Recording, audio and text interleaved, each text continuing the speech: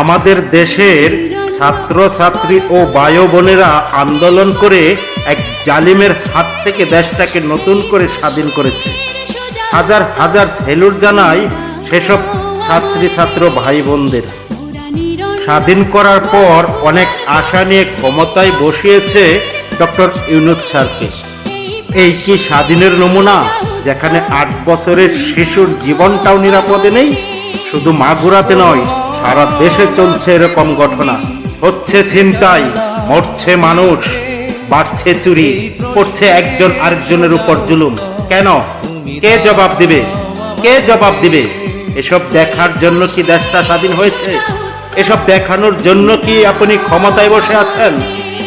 আমাদের দেশের বিচার ব্যবস্থা ঠিক না করা পর্যন্ত দেশের অপরাধ কমবে না।